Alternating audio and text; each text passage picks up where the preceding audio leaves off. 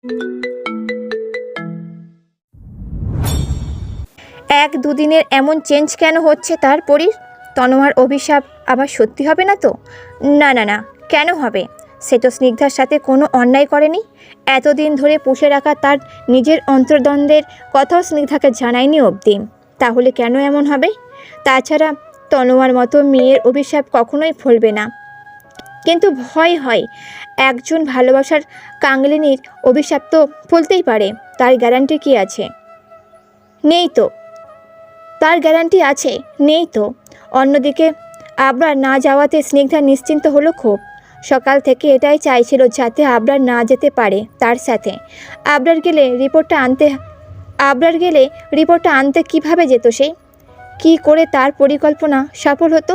সব ভেস্তে যেত না? যাক, আল্লাহ বাঁচিয়েছে আজ। কথাটা ভেবেই একটা স্বস্তির নিঃশ্বাস ফেলল স্নিগ্ধা। ঘাড় কাত করে তাকাতেই আচমকা নিজের পাশে আবরারকে দেখে ভূত দেখার মতো চমকে উঠল একেবারে। আবরার কেমন শান্ত চোখে তাকিয়ে আছে। স্নিগ্ধা কয়েক দফায় নিজেকে সামলে বুকে থুতু ছিটিয়ে বলে, এভাবে কেউ দাঁড়ায়? আপনি না ওখানে ছিলেন? আবরার জবাবে কিছু বলল না। কবজিতে বাঁধা ঘড়িটাকে নিজের চোখের সামনে উঁচিয়ে ধরে বলল, 9টা বেজে গিয়েছে, চলো। কথাটাই স্নিগ্ধা ভড়কে গিয়ে ধৈর্যহীন হয়ে বলে, আপনি না বললেন আপনি যাবেন না, এখন কেন যাচ্ছেন তাহলে? জবাবে আবরার স্ফীত হেসে বলে, আমি যাচ্ছি না, তোমাকে গাড়ি অবধি পৌঁছে দিচ্ছে। আবরারের মুখমণ্ডলে শীতল ছাপের গভীরতা বোধগম্য হলো না স্নিগ্ধার। পরিমাপ করতে গেলেও না। বরাবরের মতো চুপচাপ আবরারের পিছু পিছু হাঁটা ধরল সে। আপনি একা এলেন যে? মিস্টার চৌধুরী আসেনি? রিবন্তী হকের কথায় স্নিগ্ধা মাথা দোলালো দুই দিকে। না, ওনার একটা জরুরি কাজ পড়ে যাওয়ায়। এইটুকু বলে থামল স্নিগ্ধা। পরক্ষণেই উদগ্রীব হয়ে বলল, রিপোর্টে গিয়ে এসেছে ডক্টর, আমাকে খুব বড় অসুখ করেছে। স্নিগ্ধার এমন কথায় রিবন্তী ভ্রু কুঁচকে তাকিয়ে রইল কিছু সময়। পরক্ষণেই মুখটাকে সিরিয়াস করে বলে, হ্যাঁ, তা তো করছেই। এইটুকু শুনতে স্নিগ্ধার মুখটা কালো হয়ে আসে। মাথাটাকে নিচের দিকে নামিয়ে নিতেই রিবন্তী কৌতুকের সুরে বলে ওঠে, কি বলুন তো মিস্টার চৌধুরী, এই রোগের জন্য পৃথিবীর সব নারী হাউতাশ করে। তারা চায় তাদের এই রোগ হোক। স্নিগ্ধা কপালের ভাঁজ নিয়ে মাথা দোলালো, বলল, ঠিক বুঝলাম না। এক পর্যায়ে রিবন্তী হক ড্রয়ার থেকে রিপোর্টের ফাইলটা বের করে রাখলো স্নিগ্ধার সামনে। আচ্ছা, আপনাদের বাসায় টুথব্রাশ কটা? দুটো নিশ্চয়ই। স্নিগ্ধা বোকা চাউনিতে তাকিয়ে মাথা নেড়ে বলে, হ্যাঁ।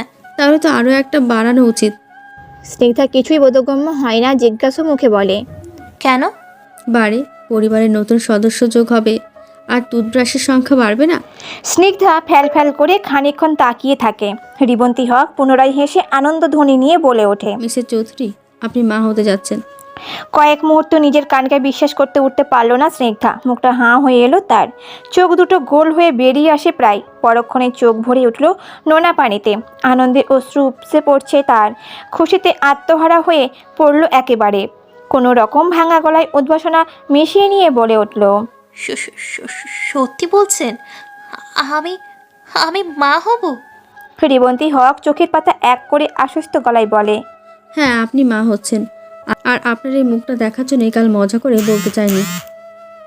মিস্টার আবরার শুনলে ভীষণ আনন্দ পাবেন, কিন্তু কি আর করার, বেচারার আনন্দিত মুখটাকে মিস করে গেলাম।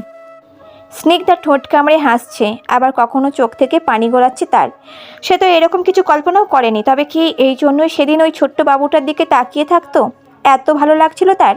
খুব ইচ্ছে করছিল বাবুটাকে কোলে তুলে ওর নরম গালে চুমু দিতে।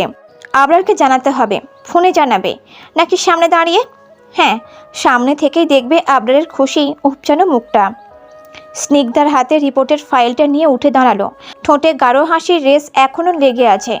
রিবন্তীর দিকে তাকিয়ে একটা লম্বা শ্বাস টেনে বলল, আমি এখন আসি ডক্টর, পরে দেখা হবে। রিবন্তী হকের উত্তরটুকু পেয়েই কক্ষ ছেড়ে দ্রুত পায়ে বেরিয়ে পড়ে স্নিগ্ধা। কখন সে আবরার তাকে নিতে আসবে আর কখন জানাবে আবরারকে, সেই অপেক্ষাতেই গাড়ির দরজা খুলে উঠে পড়ল সে। স্নিগ্ধা উঠতেই হেনাল ঘাড় ঘুরিয়ে বলে, এখন কোথায় যাব ম্যাডাম? ভার্সিটিতে নাকি বাড়িতে? স্নিগ্ধার মুখে হাসি নিয়েই বলে ওঠে, ভার্সিটিতে চলুন, আপনার স্যার তো ওখানেই নিতে আসবে আমায়। হেনাল সাইমূলক মাথা নেড়ে গাড়ির ইঞ্জিন চালু করলো। স্নিগ্ধা একবার হাত বোলালো রিপোর্টের কাগজের ওপর। একটা মেয়ের জন্য এর থেকে খুশির খবর বোধ হয় আর কিছুই নেই পৃথিবীতে। এই রিপোর্টটাকে কিছুতেই সে কাজছাড়া করবে না, কিছুতেই না। গেটের সামনে থেকে হেনাল গাড়ির ইউটার্ন নিয়ে এলো।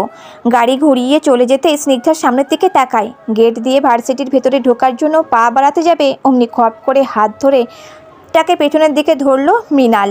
স্নিগ্ধা ভড়কে গিয়ে ঘাড় ঘোরালো। মৃণালকে দেখতেই ভ্রু কুঁচকে বলল, কি ব্যাপার, কোনো সমস্যা? মৃণাল স্নিগ্ধার কথায় কান দেয় না, চোখ তার স্নিগ্ধার হাতের দিকে। মুখমণ্ডলে বেশ অস্থিরতা, বেশ অধৈর্য গলায় বলে ওঠে, তোমার হাতে কি হয়েছে? কথাটা স্নিগ্ধা নিজের চোখেও ছোট্ট করে তাকালো নিজের হাতের দিকে। বেশ কালো হয়ে ফুলে আছে জায়গাটা, কিন্তু এটা কিসের দাগ? স্নিগ্ধা কয়েক মুহূর্তই মাথা ঘাটিয়ে মনে করার চেষ্টা করলো। হুট করে তার মনে পড়লো কাল রান্না করতে গিয়ে ফুটন্ত তেল ছিটকে এসে লাগার কথাটা, কিন্তু এটা তো তার মাথা থেকে বেরিয়ে গিয়েছিল। আবরারও দেখেনি, অথচ এই ছেলে দেখে নিল। কোথায় কোথায় থাকে এই চোখগুলো কে জানে। স্নিগ্ধাকে নিশ্চুপ দেখে অস্থিরতা আরও ঘিরে ধরল মৃণালকে। উত্তেজনায় ভ্রু নাচিয়ে বলল, বললে না এটা কিসের দাগ?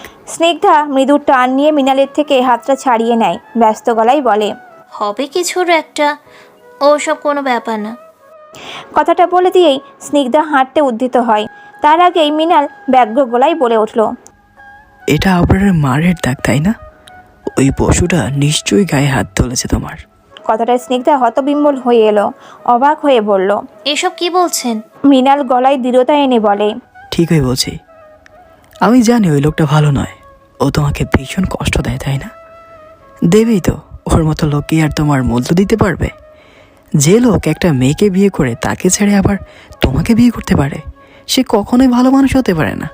স্নিগ্ধার এবার বেশ রাগ হয়, ক্ষিপ্ত হয়ে বলে, থামুন, আমার স্বামী সম্পর্কে না জেনে এসব কি বলছেন কি আপনি? আর কি থেকে কি বানাচ্ছেন? মৃণাল বিচলিত হয়ে স্নিগ্ধার দুই কাঁধ চেপে ধরে নিজের দিকে এগিয়ে নিয়ে আসে। ঘটনাক্রমে পুরোপুরি ভড়কে যায় স্নিগ্ধা। মৃণাল গলায় বেশ অধিকার বোধ মিশিয়ে নিয়ে বলে, আমি যা ভাবছি তাই ঠিক। আমি জানি তুমি ভালো নেই, তোমাকে টাকার কাছে বলি হতে হয়েছে তাই না? ভেবেছিলাম কটা দিন সময় নেব, কিন্তু না, যা দেখছি তা তো ওই আবরার চৌধুরীর কাছে আমি তোমাকে কিছুতেই রাখবো না। এক পর্যায়ে গলার স্বর বেশ কোমল হয়ে এলো মৃণালের। স্নিগ্ধার গালের হাত ছুঁয়ে বলল, প্লিজ আমার সাথে চলো, আমি তোমায় খুব সুখে রাখবো, একটুও কষ্ট দেব না। স্নিগ্ধা ঝাড়া মেরে মৃণালের হাত দুটো সরিয়ে দিল, ক্রুদ্ধ গলায় বলে, আমি ভুল ভেবেছিলাম কাল। আপনি আসলে কখনোই শুধরাবেন না। তখন থেকে কি যা তা বলে যাচ্ছেন, তাও সেই মানুষটাকে নিয়ে যাকে আমি সব থেকে বেশি ভালোবাসি। আর আমার স্বামী আমাকে মারুক কাটুক যাই করুক, তাতে আপনার কি? আপনি কে এসব বলার? মৃণাল চকিত চোখে তাকিয়ে বলে, এই তো, তাহলে আমি সত্যিই ধরেছি, আবরার সত্যিই তোমাকে মেরেছে। স্নিগ্ধা বিস্মিত হয়ে আসে, কি বলছে আর কি বুঝে নিচ্ছে এই লোকটা। এর থেকে তো এটাই ভালো হতো, যদি এর সাথে কথাই না বাড়ানো হতো। বিরক্তি তেতো হয়েও আসা মুখটা নিয়ে স্নিগ্ধা উল্টো ঘুরে হাঁটা ধরে, কিন্তু পা বাড়ানোর আগেই আবারও হাত টেনে ধরলো মৃণাল। এবার আর নিজেকে সংবরণ করতে পারল না স্নিগ্ধা, ঘুরে ঠাস করে একটা চড় মারল মৃণালের গালের ওপর। ঘটনাক্রমে হকচকিয়ে উঠল মৃণাল, গালে হাত দিয়ে স্নিগ্ধার দিকে তাকিয়ে রইল। স্নিগ্ধা দাঁত কর্মর করে কপিত গলায় বলল, আমার ভুল হয়েছে আপনার সাথে বন্ধুত্ব করতে যাওয়ার। আপনার মতো অসভ্য লোক আসলে কারো বন্ধুত্ব পাওয়ার যোগ্যই নয়। কাল দুটো ভালো কথা বলেছি দেখে আজ মাথায় চড়ে হেলেন তাই না? আপনাকে তো আমি বলেইছি আমি বিবাহিত, তাও কেন আমার পেছনে পড়ে আছেন আপনি? স্নিগ্ধার এমন চেঁচিয়ে কথা বলায় এবার নিজের চারপাশের লোক ভোলালো মৃণাল। আশেপাশে অনেকেই তাকিয়ে আছে তাদের দিকে। অন্যদিকে এত উত্তেজিত হয়ে পড়ায় নিঃশ্বাসের বেগ বেশ বেড়ে এলো স্নিগ্ধার। জোরে জোরে শ্বাস নিতে শুরু করলো। দাঁড়িয়ে থাকতেও দুর্বল ঠেকলো ভীষণ। মৃণাল উদ্বেগ নিয়ে আস্তে করে বলে, তুমি যত যাই বলো, আমি তোমার বরের সব খোঁজ খবর নিয়েছি। আমি জানি তুমি তার দ্বিতীয় স্ত্রী, আর তোমার বাবা সব জেনেও তোমাকে টাকার কাছে বিক্রি করেছে। আর আমি এটাও খবর পেয়েছি কাল তুমি আমার হাত ধরেছ, সেটা আবরার চৌধুরী সচক্ষে দেখেছে। সেসব দেখতে পেয়ে নিশ্চয়ই আবরার কাল মেরেছে তোমায়। অসম্ভবের কিছু নেই তো, কারণ যে লোক বউকে বিশ্বাসই করে না সে আর কি করতে পারবে? মৃণাল স্নিগ্ধা মৃণালের কথাগুলোতে আরও উত্তেজিত হয়ে আসে, কিন্তু মুখে কিছু বলে ওঠার শক্তিটুকু পায় না। তার আগে চারপাশ ঝাপসা হয়ে এলো তার। কয়েক সেকেন্ডের মধ্যেই চোখের পাতা এক করে ঢলে পড়ল মাটিতে। চলন্ত গাড়ির সিটের সাথে এলিয়ে রাখা মাথাটা একটু একটু দুলছে স্নিগ্ধার। চোখের পাতাগুলো বন্ধ তার। নিঃশ্বাস পড়লেও অচেতন পুরোপুরি। স্নিগ্ধার পাশে গভীর মনোযোগ দিয়ে গাড়ি ড্রাইভ করছে মৃণাল। মাঝে মাঝে আবার স্নিগ্ধার দিকেও চোখ বোলাচ্ছে। মুখে বাঁকা হাসি একেবারে উপচে পড়ছে তার। গাড়ির স্টিয়ারিংটা এর পাশেই ফাঁকা জায়গাটায়, সেখানে মৃদু বাতাস তুলছে স্নিগ্ধার প্রেগনেন্সি রিপোর্টের কাগজটা। মৃণাল সেদিকে একবার তাকিয়ে স্নিগ্ধার দিকে তাকালো। জানালা থেকে ধেয়ে আসা বাতাসে স্নিগ্ধার চুলগুলোর কিছু অংশ এসে পড়ছে তার চোখের ওপর। বাম হাত বাড়িয়ে চুলগুলোকে কানের কাছে গুঁজে দিল মৃণাল। গাঢ় হাসি টেনে বলে, আমি কি করতে যাচ্ছি সেটা তুমি ভাবতেও পারছো না স্নিগ্ধা। খুব তাড়াতাড়ি ওই আবরারের থেকে আমি তোমাকে নিয়ে আসব। তুমি ওই নরক ডিজার্ভ করো না। এইটুকু বলে আবারও গাড়ি চালাতে মনোযোগ দেয় মৃণাল। স্নিগ্ধা যখন অজ্ঞান হয়ে পড়েছিল, স্নিগ্ধাকে পাঁজা করে তুলে নিজের গাড়িতে দিকে এগিয়ে এসেছিল মৃণাল। উদ্দেশ্য স্নিগ্ধাকে তার বাড়িতে পৌঁছে দেয়া। এরপর গাড়ির ড্রাইভিং সিটে বসে দরজার চাবি খোঁজার আশায় স্নিগ্ধার ব্যাগ সার্চ করতে নিয়েছিল মৃণাল। তখনই চাবির সাথে একটা জিনিসের হাত পৌঁছায় তার। প্রথম দফায় স্নিগ্ধার প্রেগনেন্সি রিপোর্ট পেয়ে হতবাক হয়ে আসে মৃণাল। স্নিগ্ধা মা হচ্ছে, তার মানে এখন নিশ্চয়ই তার স্নিগ্ধার তার থেকে দূরে থাকা উচিত। এই রকম ভাবনা শুরুতেই মাথায় এলো। পরক্ষণে আবরারের প্রতি ভ্রান্ত ধারণা আটকে দিলেও তাকে অনেক ভেবে বুঝতে পারল, রিপোর্ট যখন স্নিগ্ধার কাছে তখন নিশ্চিত আবরার সম্পর্কে কিছুই জানে না। স্নিগ্ধার সাথে সাথে স্নিগ্ধার বাচ্চাকেও নিজের করে নেওয়ার প্রয়াস মস্তিষ্কে নাড়া দিল মৃণালের।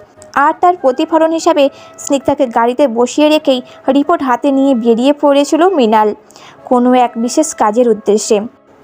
রিপোর্টের এখনও আবরারের নামের জায়গায় তার নাম ছাপ তুলে আছে। খুব দক্ষ না হলে সাধারণ কারোর বোঝার উপায় নেই এই রিপোর্টের কারসাজি হয়েছে, কিংবা এই রিপোর্টের কয়েকটা লেখা সম্পূর্ণ ভুল। গাড়ি এসে থামল স্নিগ্ধার বাড়ির আঙিনায়। নিজের সিট থেকে বেরিয়ে এসে স্নিগ্ধাকে কোলে তুলে ঘরের দিকে অগ্রসর হলো মৃণাল। পার্কিং প্লেসের একটা বেঞ্চিতে বসে আছে হিনাল, মনের সুখে ধোঁয়া টানছে। হুট করে অপরিচিত কারো কোলে স্নিগ্ধাকে দেখে সিগারেটের পোড়া অংশটা মাটিতে ফেলে রেখেই তাড়াহুড়ো করে সেদিকে ছুট লাগালো সে। হিনাল দৌড়ে গিয়ে মৃণালের পাশে দাঁড়ালো, ব্যস্ত হয়ে বলল, কি ম্যাডাম, কি হয়েছে? আর আপনি কে? আওয়াজ পেয়ে মৃণাল হিনালের দিকে তাকায়। বেশ শান্ত গলায় বলে, আমি ওর বন্ধু, একই ভার্সিটিতে পড়ি। আপনার ম্যাডাম অচেতন হয়ে গিয়েছে, পেয়েছেন সব প্রশ্নের উত্তর? হিনাল বোকার মতো মাথা নেড়ে বলে, হ্যাঁ, কিন্তু ম্যাডামের অচেনা কি করে হলো? মৃণাল এবার বিরক্তি নিয়ে বলে, কি হয়েছে, কেন হয়েছে এত কথা না বলে আমার বাম পকেটে চাবি আছে, ওটা দিয়ে দরজাটা খুলে দিন। হিনাল মাথা কাত করে সাই দিল মৃণালের কথাতে। চাবি নিয়ে দরজা খুলে দিতেই মৃণাল স্নিগ্ধাকে নিয়ে ঢুকে পড়ল ভেতরে। পা বাড়ানোর আগে আরও একবার হিনালের দিকে ঘুরে তাকিয়ে বলল, আর শুনুন, এইসব আপনার স্যারকে বলার দরকার নেই, উনি শুধু শুধু চিন্তা করবেন। হিনাল এবারও মাথা কাত করলো এক পাশে। উত্তর পেয়ে মৃণাল পা দিয়ে দরজা ঠেলে দিল। খট করে হিনালের মুখের উপর আটকে গেল সেটা। বসার ঘরে দাঁড়িয়ে থেকেই এইদিক ওইদিক চোখ বোলাচ্ছে মৃণাল। এত বড় বাড়ির ঠিক কোন দিকে নিয়ে যাবে স্নিগ্ধাকে কিছুই তার বোধগম্য হচ্ছে না। স্নিগ্ধাকে কোলে নিয়ে মৃণাল এক এক করে সব ঘরগুলোতে উঁকি দেওয়া শুরু করলো। এক পর্যায়ে একটা কক্ষের সামনে এসে থমকে দাঁড়ালো সে। দরজা সোজাসুজি ওপাশের দেয়ালে বড় করে স্নিগ্ধা আর আবরারের বেশ রোমাঞ্চকর একটা ছবি টাঙানো। স্নিগ্ধাকে পেছন থেকে নিজের সাথে জড়িয়ে আছে আবরার। ছবিটা বেশ মৃণালের বুঝতে অসুবিধা হলো না এটাই স্নিগ্ধার আর আবরারের শোবার ঘর। পা চালিয়ে স্নিগ্ধাকে সাথে নিয়ে ভেতরে ঢুকলো মৃণাল। অতি সন্তর্পণে স্নিগ্ধাকে বিছানায় শুইয়ে দিল। এরপর পাশে রাখা টেবিল থেকে চেয়ারটা টেনে নিয়ে বসলো স্নিগ্ধার মাথার কাছে। হাত বাড়িয়ে স্নিগ্ধার মাথায় আস্ত করে বোলাতে শুরু করলো মৃণাল, তোমার মুখটা কি মিষ্টি, দেখলে ইচ্ছে হয় তাকিয়ে থাকতে। কথাটা বলে মুচকি হাসলো মৃণাল। ঠোঁট কামড়ে কিছু একটা ভেবে লম্বা করে ভাঁজ করে রাখা রিপোর্টের কাগজটা টান মেরে বের করলো ডান পকেটে রেখে। এই দিক ওদিক তাকিয়ে এরপর সেটাকে রেখে দিল টেবিলের ওপর। আবারও ঘাড় ফেরালো স্নিগ্ধার দিকে। ওর মাথায় হাত বুলিয়ে আস্তে করে বলে ওঠে, আর কিছুদিন অপেক্ষা করো স্নিগ্ধা, আমি তো আছি। আবরা তোমাকে বের করে দিলে আমি তোমাকে গ্রহণ করব। তুমি শুধু ভয় পাবে না, ভাববে যা হচ্ছে ভালোর জন্যই। You deserve much better Snigdha. কথাগুলো বলে মৃণাল ঠোঁট এগালো অচেতন অবস্থায় পড়ে থাকা স্নিগ্ধার কপালের দিকে। ঠোঁট ছুঁই ছুঁই হতে যাবে এমন কোথা থেকে হাওয়ায় বেগে উড়ে এসে আবরার ঝাঁপিয়ে পড়ল মৃণালের ওপর। এক টানে মৃণালকে উঠিয়ে নিয়ে নাক বরাবর ঘুষি বসালো আবরার। ঘটনাক্রমে পুরোপুরি হকচকিয়ে ওঠে মৃণাল। আবরার রক্তচক্ষু নিয়ে নিক্ষেপ করে দাঁত চেপে বলে ওঠে, তোর এত বড় সাহস! এইটুকু বলতেই মৃণাল বিদ্রুপ করে হেসে উঠল। নাকের পাশ দিয়ে বের হওয়া রক্তে হাত বুলিয়ে আবরারের দিকে তাকালো। খুব লেগেছে তাই না বউয়ের বেডরুমে আমাকে দেখে? রাগ কিছুতেই সংবরণ হচ্ছে না আবরারের। ঘাড় ঘুরিয়ে একবার স্নিগ্ধার দিকে চোখ বোলালো সে। তাৎক্ষণিক সামনে তাকিয়ে মৃণালের কলার চেপে ধরে বলে। আয় আমার সাথে। মৃণাল কোনো কথা বলল না। আবরারও কলার ধরে টানতে টানতে বাইরে বের করলো। মৃণাল এখনও হাসছে। আবরার গাড়ির কাছে এসে চোখে দিয়ে ইশারা করে বলে। ওঠ। মৃণাল বাঁকা হাসতে হাসতেই উঠে বসলো। আবরার জোরে একবার শ্বাস টেনে ঘুরে নিয়ে বসালো নিজের জায়গায়। পুরনো কলকবজায় ভর্তি জায়গাটা। চারপাশে অনেক রকম লোহার সামগ্রী ছড়িয়ে ছিটিয়ে আছে।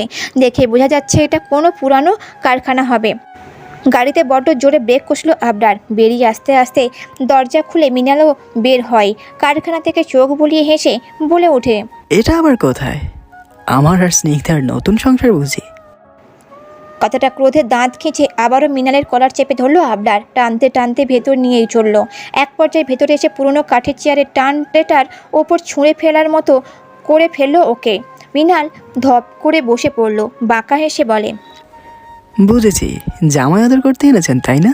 আবরার রাগে মৃণালের বসে থাকা চেয়ারের কোণায় লাথি মারল একটা। চেঁচিয়ে বলে ওঠে, অনেক সহ্য করেছি তোর বাথরুমও।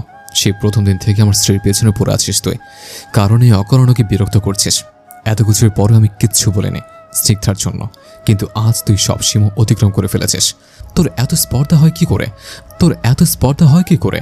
আমার স্নিগ্ধাকে ছুতে যাওয়ার? মৃণাল শব্দ করে হেসে উঠল। ভ্রু নাচিয়ে বলল, এইটুকুতে এত রাগ? আর বাকি সব জানলে কি হবে? মানে?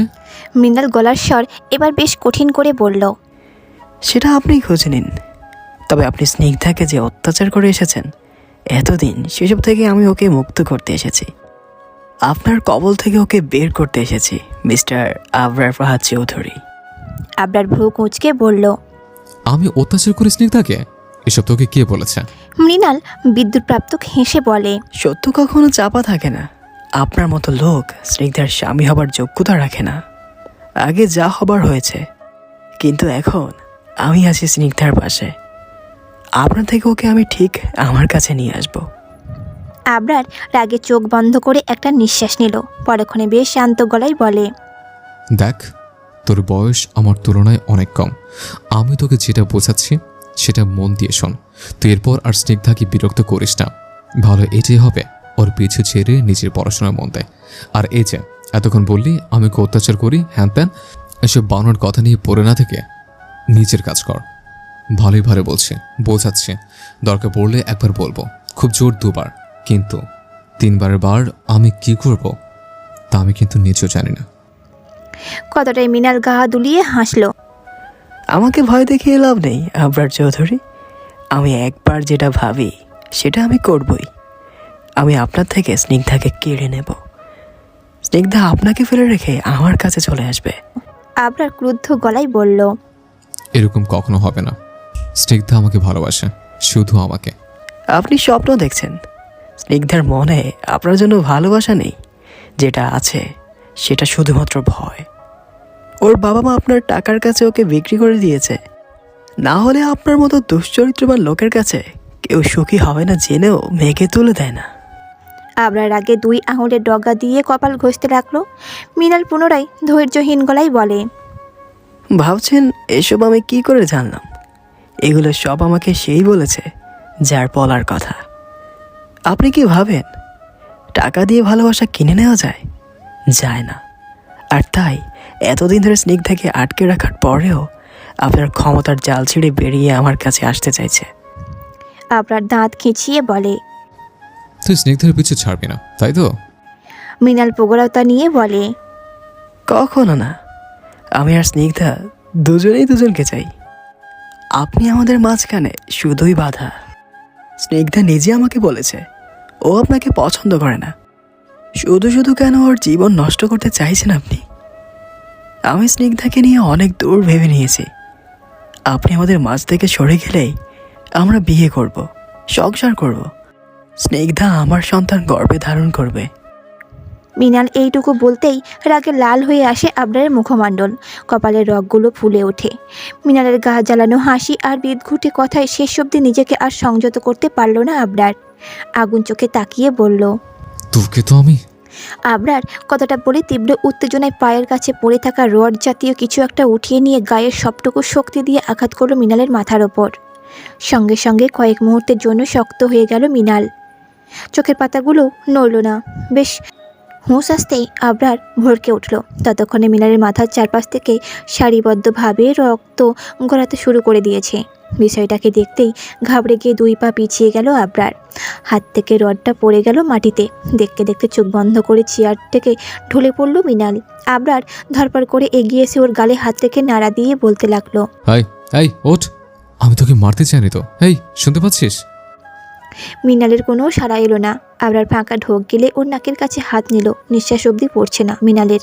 চমকে গিয়ে দূরে সরে এলো আবরার। মৃণালের রক্তে মাখা দেহের পাশে বসে পড়ল। হাত দিয়ে কপালে জমা থাকা ঘাম মুছে কাপা গলায় বলল, আমি শেষ অবধি মানুষ খুন করলাম। পরে জানলে কি হবে? সারা শরীর বেয়ে তরতর করে ঘাম ঝরছে আবরারের। ঘাবড়ানো তীক্ষ্ণ ছাপে ভরে উঠেছে মুখমণ্ডল। ভয়ে গলা শুকিয়ে আসছে। কোনো রকম কাঁপা হাত দিয়ে দরজায় লক খুলল আবরার। এতটাই ঘাবড়ে গিয়েছিল তখন যে মৃণালকে ওইভাবেই ফেলে রেখে এসেছে আবরার। দায়িত্ববোধের দিকটা আজ মাথায় আসেনি। এসেছে ভয়, স্নিগ্ধার মুখোমুখি হওয়ার ভয়। সত্যি জানানোর ফলাফল কি ভয়ানক পরিস্থিতি দেখাবে সেই সব জানার স্পৃহা। জ্ঞান ফিরতেই নড়ে উঠল স্নিগ্ধা। কপালে গুটি কয়েক ভাঁজ নিয়ে উঠে বসল। দুপুরের শেষ বেলা এখন। সময় এত পেরিয়েছে দেখে অবাক হলো স্নিগ্ধা। এতটা সময় কোথায় ছিলাম আমি? বিছানায়? কিন্তু আমি এখানে কি করে এলাম? আমি তো... স্নিগ্ধার মনে পড়ল ভার্সিটিতে ঘটে যাওয়া ঘটনাগুলো। পরক্ষণেই মনে পড়ল আজকে তার জীবনের শ্রেষ্ঠ সংবাদ জানতে পারার কথা। মুহূর্তে চকচক করে উঠল স্নিগ্ধার চোখ মুখ। আনন্দে প্রজ্বলন খেলে উঠল। কিন্তু আবরার কই তো? জানানো হলো না এখনো। আবরার কোথায়? ভার্সিটিতে গিয়ে আমাকে না পেয়ে নিশ্চয়ই বাড়িতে আসার কথা।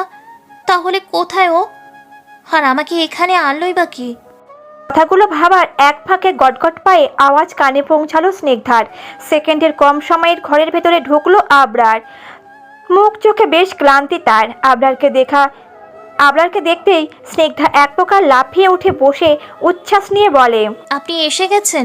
কোথায় ছিলেন আপনি? আবরার একটা শুকনো ঢোক গিলে হাসার চেষ্টা করলো।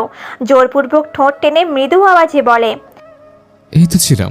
স্নিগ্ধা ভ্রু কুঁচকে বলে, হ্যাঁ, কিন্তু কোথায় ছিলেন? আবরারের বুকের ঢিপ ঢিপ আওয়াজ ক্রমশ বাড়ছে। পাগুলো নড়তে চাইছে না। স্নিগ্ধাকে কিভাবে মৃণালের কথাটা জানাবে ভাবতে ঠোঁট শুকিয়ে আসছে তার। এগিয়ে এসে বিছানার উপর পা দুলিয়ে বসলো আবরার। নিচের দিকে উদ্বেগহীন চোখ রাখলো। আবরারের এমন ব্যবহারে স্নিগ্ধার অদ্ভুত লাগলো ভীষণ। কৌতূহলে ওর পাশে বসে কপালে ভাঁজ ফেলে বলে, কি নিয়ে চিন্তা করছেন? আবরার স্নিগ্ধার দিকে চমকে তাকালো। ব্যাপারটাই অবাক লাগলো স্নিগ্ধার। আবরারের কাঁধে হাত রেখে ভ্রু কুঁচকে বলল, কি হয়েছে আপনার? আবরার জিভ দিয়ে ঠোঁট ভেজিয়ে নিল। কাপা গলায় উদ্বেগ নিয়ে বলে, আমাকে এক গ্লাস পানি দেবে? স্নিগ্ধা তাড়াহুড়ো করে বলে, হ্যাঁ হ্যাঁ, আপনি বসুন, আমি এক্ষুনি দিচ্ছি। স্নিগ্ধা ধরপড় করে উঠে এগিয়ে যায় রুমের রাখা সেন্টার টেবিলের দিকে। জগ থেকে পানি গ্লাসে ভর্তি করে হাতে উঠিয়ে আবারও এগিয়ে এলো আবরারের দিকে। এই নিন। স্নিগ্ধার দিকে চোখ তুলে তাকালো আবরার। মেয়েটার মুখটা কি মায়াবী। আচ্ছা, মৃণালকে আমি মেরে ফেলেছি জানলে ও কি আমায় ছেড়ে যাবে? ও কি আমি ভুল বুঝবে? আমার এতদিনের জমানো ভালোবাসা কি নিঃশেষ হয়ে যাবে? এমন হাজারো প্রশ্ন নিয়ে আবরার শান্ত চোখে তাকিয়ে থাকে স্নিগ্ধার মুখের দিকে। বিষয়টা লক্ষ্য করে স্নিগ্ধার চোখ ছোট করে বলে, কি হলো নিন? আবরারের ধ্যান কাটলো। ব্যস্ত গলায় বলে, হ্যাঁ দাও। গ্লাসটা হাতে নিয়ে চুমুক বসালো আবরার। ঢকঢক করে শূন্য করে দিতেই স্নিগ্ধা ব্যস্ত গলায় বলে, আপনার কিছু হয়েছে? আবরার তাকাতেই স্নিগ্ধার ওড়নার প্রান্তে আঙুল পেঁচিয়ে বেশ লাজুক হেসে বলে, না মানে একটা কথা বলতাম তবে। আবরার ছোট্ট করে ভারী দম ফেললো, মৃদু হাসার চেষ্টা করে বলে। বলো। স্নিগ্ধা লজ্জায় মাথাটা নামিয়ে নিল, গাল দুটোতে লাল আভা দিচ্ছে তার। পরক্ষণে মুখের ভঙ্গিমা পাল্টে এলো, ভেতর থেকে বমি বেগ পেতেই মুখে হাত চেপে এক দৌড়ে ঢুকে পড়লো ওয়াশরুমে। আবরার বিচলিতভাবে উঠতে এগোতে গিয়েও দমে যায়।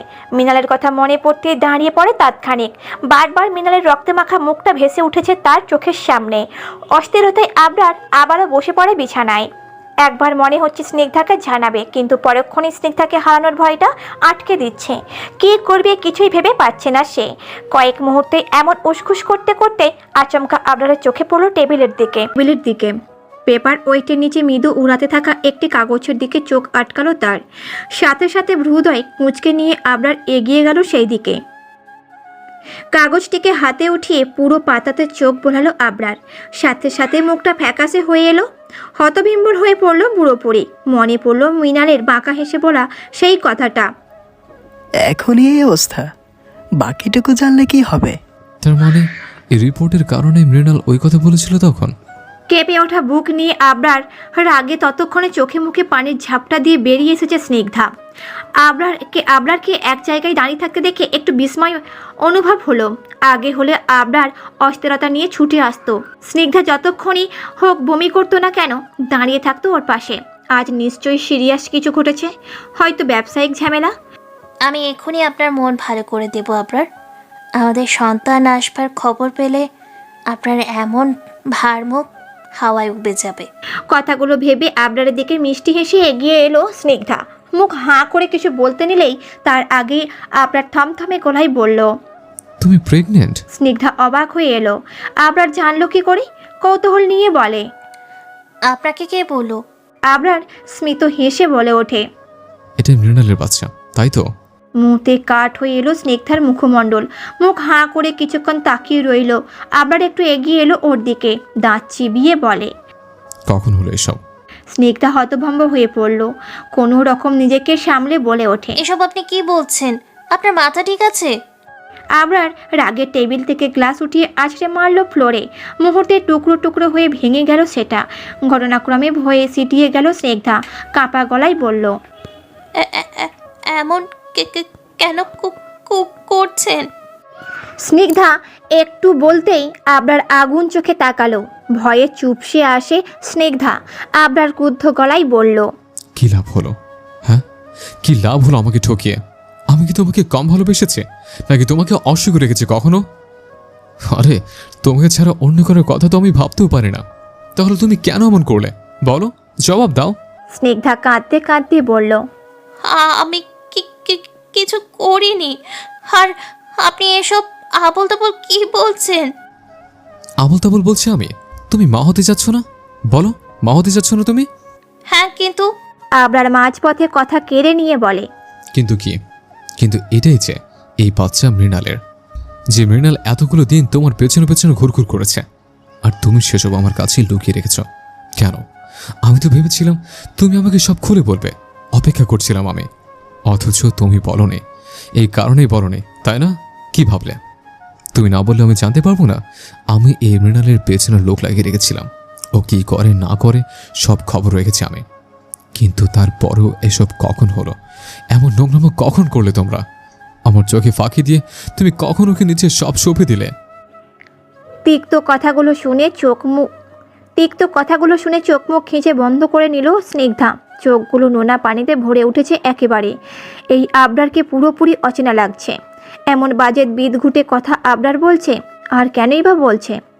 আবরার এবার ধরে আসা আওয়াজে বলে, তোমায় আমি বিশ্বাস করেছি পড়ি, তোমাকে আমি বিশ্বাস করেছি পড়ি, আর সেই বিশ্বাসের সুযোগ নিয়ে নিলে তুমি।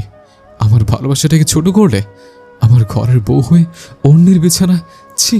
স্নিগ্ধা কষ্টে ঢোক খেলো, তবুও আবরারকে শান্ত করতে এগিয়ে এসে বলে, আপনি আমার কথাটা শুনুন। এইটুকু বলতেই আবরার ফুঁসে উঠে বলে, চুপ, জাস্ট চুপ, একটা কথাও বলবে না। তুমি কোন মুখ নিয়ে কথা বলতে আসছো তুমি? প্রথমে আমি ভয় পেয়েছিলাম, ভেবেছিলাম মৃণালকে মেরে দিয়ে পাপ করেছি, কিন্তু না, ওর মতো কিটকে মারতে মারতে পিছিয়ে ফেলা উচিত ছিল আমার। কথাগুলো স্নিগ্ধা অবাক হয়ে বলে। মেরে দিয়েছেন মানে? জবাবে আবরার পোগার গলায় বলে। খুন করেছি আমি ওকে। স্নিগ্ধা নির্বাক হয়ে এলো কিছু মুহূর্তে, 2 পা পিছিয়ে গেল, পর মুহূর্তে কাপা স্বরে বলে। কি আপনি মৃন্ময়কে খুন করেছেন? আবরার দৃঢ় গলায় বলে। হ্যাঁ করেছে, বেশ করেছে।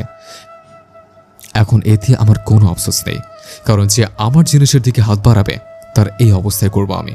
ও ভুলে গিয়েছিল তুমি আমার, আমার তুমি, সম্ভবেও আমার আর অসম্ভবেও আমার। আবরার চেঁচিয়ে কথা বলা আর রক্তবর্ণ চোখ, সাথে মানুষ খুন করার মতো কথা শুনতে স্নিগ্ধার ভয়ে হাত মুখ চেপে ধরল। শরীর আবারও খারাপের দিকে এগোচ্ছে তার, মাথায় চক্কর কাটছে। শেষ পর্যন্ত মানুষ খুন করলো আবরার। স্নিগ্ধার মুখ দেখে আবরার বিদ্যুৎপ্রাপ্ত হেসে বলে। কষ্ট হচ্ছে তাই না? খুব কষ্ট হচ্ছে। এভাবে তোমার লুকানোর প্রেমের ইতি ঘটিয়েছি বলে, তোমার প্রেমিকে মেরে দিয়েছি বলে। তোমার বাচ্চার বাবা ছিল তো। এই পর্যায়ে স্নিগ্ধা তেতে উঠে বলে। প্লিজ চুপ করুন, তখন থেকে মুখে যা আসছে বলে যাচ্ছেন। আমার কথা শোনার প্রয়োজন বোধ করছেন না। একটা মানুষকে খুন করে সেটা আবার বড়াই করে বলছেন। আর আপনার লজ্জা করছে না নিজের বউয়ের চরিত্রে এভাবে খালি লাগাচ্ছেন? আবরার ধিক্কারমূলক হেসে বলে। লজ্জা আমার করা উচিত? সিরিয়াসলি লজ্জা করা উচিত তোমার? একটা অবৈধ সন্তানের মা হতে চলেছ। ছি। কথাটা শুনতেই আগে শরীর রিড়ি করে উঠল স্নিগ্ধার। তবু আবরারকে শেষবারের মতো বোঝাতে স্বর নরম করে বলে। দেখুন, আমাকে কিছু বলার সুযোগ দিন। আমার কাছে রিপোর্ট আছে, আপনি একটা বার দেখুন তো। আর ডাক্তারি। আবরার মাঝপথে ক্ষিপ্ত গলায় বলে। রিপোর্ট আর কি দেখাবে আমায়? আমি সব দেখে নিয়েছি, সব বুঝে ফেলেছি।